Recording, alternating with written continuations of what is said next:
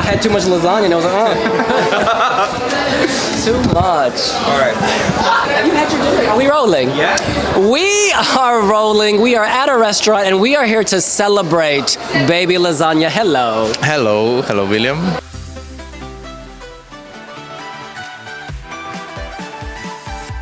How are you holding up after those rehearsals? I'm really excited and I'm a bit scared because I don't have a stage fright, you know what I mean? I'm a bit worried because everything is chill, everything is all right, I'm not scared. When I got on the stage, I was like, well, it's not that big, and I was like, it's not that big of an arena, but I think the stage fright will kick in later and everything will be as it should. It's really interesting. So the size of Malmö Arena doesn't intimidate you yet? No, actually it doesn't. I mean, I saw the seats way up there, and that looks kind of scary, but just from my perspective, since I'm afraid of heights, so I was imagining sitting there, I was like, oh, no way. But other than that, it's cool, but it's not that big. So we haven't seen the entire performance yet, but you obviously are living it. What are the big changes from Dora? Well, I'm doing a bit more dancing. We have a lot more pyro and a lot more effects. I think the biggest change is with outfits. And but we're doing the same vibe because I think if something works, don't fix it. And I think it worked on Dora. And I think the biggest change will be probably my singing. I think I'm doing it better now. I took vocal coaching for my vocals, and I think it's gonna sound good now. What advice did the vocal coach have for you? Well, she said you gotta learn to breathe. And also I need to control myself because I do a lot of jumping and a lot of and I lose my breath. So I need to control myself and actually stop myself, hold myself back, calm down, you gotta sing first and then jumping seconds. You know, at the end you have that viral moment where the cats are dancing behind you and you're sort of doing all of this. Is that a moment where you might lose control?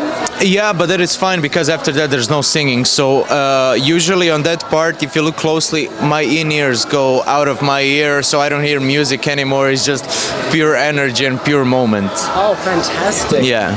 And of course, your song has a very important message about the struggle that young people have deciding whether to leave home or stay. How have Croatians responded to that message all these months later? Oh, I think that's the best part of it. So a lot of Croatians who had to leave their homes. So I got a lot of messages from communities from Croatia, in Ireland, in Sweden, from Australia, from Germany. Croatians are picking up their phones and writing me messages, and that's the best part.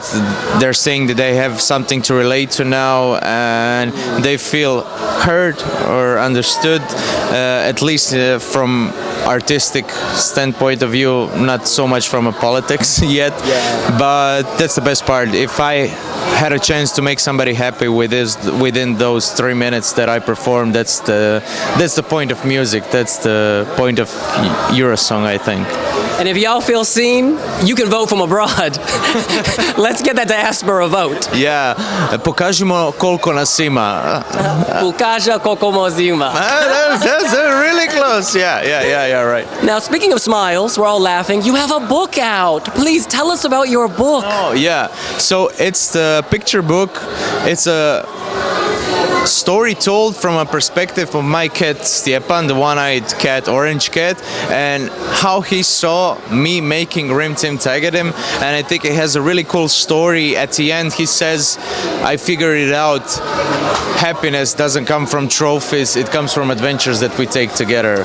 And I think it's a good message for the young ones, and for us adults, we need to get reminded sometimes that we shouldn't run for materialistic things, we should enjoy just a moment. And yeah, so I'm really proud, I'm really happy. I think it looks amazing and I think people will like it for That's sure. so beautiful, because right now you're obviously in the running for a very big trophy. Did that spark the story? Did the cat spark the story? How did this come about?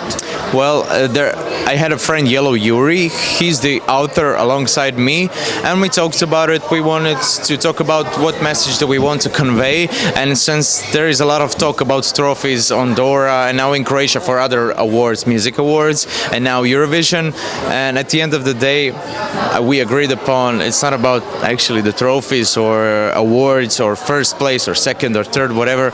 It's about the time that we spent together, because on your deathbed, it doesn't matter if you have a lot of trophies, if you have your friends and your cats with you. Oh my, you are a philosopher. You really are. There's so much wisdom within you. Is this from living in that beautiful village? Is this from your family? Where do you think your wisdom comes from? I think it comes from books. I don't know. I'll try to read as much book as I can, and yeah, I don't know. I'm just a dude. I'm not that special, so I don't think I'm that much of a philosopher than just the next dude next to me. So yeah. All right. Well, you also with this book have beautiful illustrations. Please go on Instagram and check out the book. What's the title? Stipe and the Cat. Yeah, I mean, just go and read it. It has like title and then subtitle, and I don't know how to pronounce it in English, so I'm now kind of embarrassed, but it's in Croatian. Okay, fantastic. And a lot of people, when we told them we were going to speak with you, they said, please ask Marco, what is his routine before he goes on stage? Do you have like a good luck dance you do? Or? No, it has like different forms, so sometimes I'm just like sit like this, and sometimes I will do shadow boxing, push-ups, or turn up some badass rap music, like to hype myself up. And that's the routines that I do, actually. Yeah. Okay. Do you enjoy American rappers, Megan Thee Stallion, Cardi B? Yeah, I do, and I also like the ones that I grew up with, so like DMX, Eminem, and stuff like that, like the old school. But I also love like Post Malone and Kendrick Lamar, and yeah. A man of varied taste. Now, we're here at Teya Dora's birthday party, which you're co-hosting. Could you say something about Teya Dora and her song? Yeah, Teya Dora, first of all, it's an amazing person, and I don't know how much you will get that, but I think you will. So in the Balkans, when you say hello to everyone, every other artist, it's like forma, how are you, how did you travel?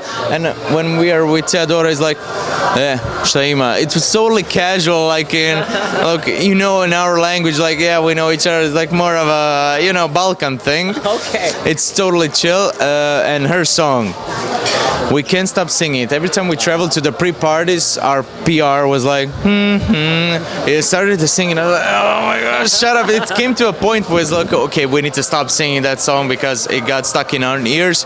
I think Teya Dora is just a beautiful person, beautiful artist. She's so diverse. Yeah. Did you hear her other songs? Incredible. She does the rap and everything, just absurd. She's so versatile, yeah. And that's what I respect most about her. And in terms of versatility, your look you mentioned has changed. You got rid of the shoulders. Where did they go? Why did you cut them off? Well, I don't know. It's just we wanted to take something different, and I think we even took a step.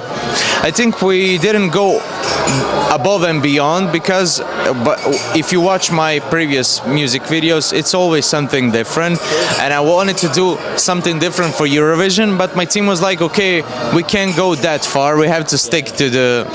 And I was like, okay, yeah, sure. So I always like to do something different, and that's just we did this for Eurovision. The next music video will have something totally different. So I need for my music to always be different, always something new, and never stale and boring. That's the main goal for me.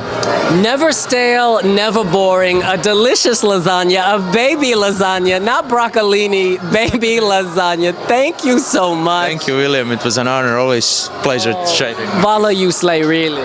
Thank you so much. And we're going to see you at the Emporia Lounge, the Wiwi Jam. Of course, and I can't wait for that. Ever since Wiwibloggs were the first big media or whatever you want to call it to contact me, and it was an honor ever since the beginning. Wiwibloggs, my friends. Wiwibloggs. Thank you so much. I'll tip you afterwards. Here's Baby Lasagna, Croatia semi-final one. Please vote, and also vote in the final. Push our man to the top. We'll see you later. Bye bye. Yo.